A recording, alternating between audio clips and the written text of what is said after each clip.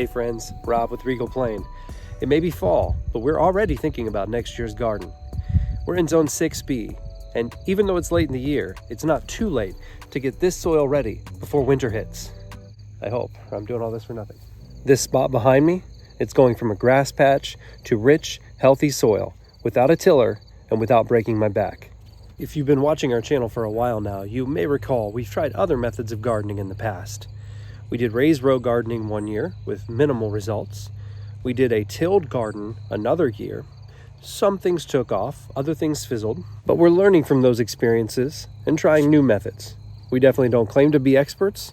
As city dwellers turned country folks in 2019, it's all trial and error around here.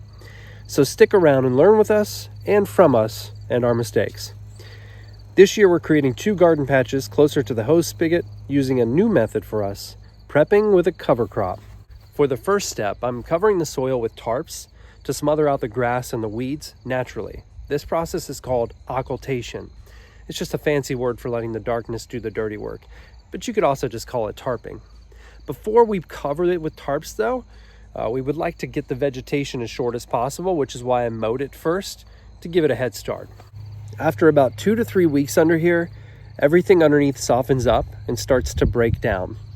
Then I'll spread a compost-like material to add nutrients and build structure. I say compost-like because what I have on hand at the moment is more similar to hamster bedding than compost, but use what you have. If you have compost, that's ideal if you've got it. And here's the fun part. I'm gonna seed winter rye right on top of the compost. And once that rye sprouts, it's gonna start weaving a dense network of roots through the soil, and that rye is gonna do 4 really big things for us. It's going to hold the soil in place, preventing erosion from rain and snow melt. It'll loosen any compacted soil that's still here, which will leave tiny tunnels for air and water and other roots from our garden crops to go down through. It will feed the soil microbes with sugars released from its own roots, even in the cool weather. And then it will also suppress any weed growth by outcompeting them and outshading them. So the next step is going to vary based on what we plan to do with this garden area. So as I stated at the beginning, we are going to put in 2 new garden crops this year using the no-till method. One of them is going to be for cool weather gardening, and the other one's going to be for the hotter weather tomatoes and things like that. With the colder weather crops, we have to get this rotated sooner. So I'm going to, in the spring, cut the heads off of the rye, bring it down to just short stalks, take the rye out, dry it out for hay. This can be used for animal bedding. It can be used for food for the rabbits, whatever we want to use it for.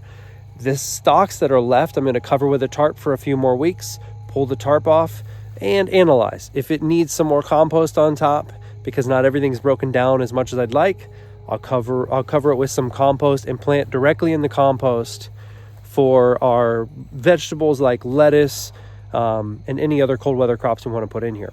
For the later summer crops, like the tomatoes, the warmer weather crops, we have a little bit more time. So I'm going to let that rye come all the way up to flowering, and then I'm just going to crimp it down. I'm going to take probably a T-post tied to a rope, just run it over it and flatten it down to the ground, cover that with a tarp for another 3 to 4 weeks, let it break down, but we're leaving that whole thing in place there, and that will become like a mat by the time I go to plant in it. Might still have to put some more amendments on top, like some more compost before I put down the tomato plants. But you may be wondering, why all the hassle? Why not just wait until next year and plant right in the dirt?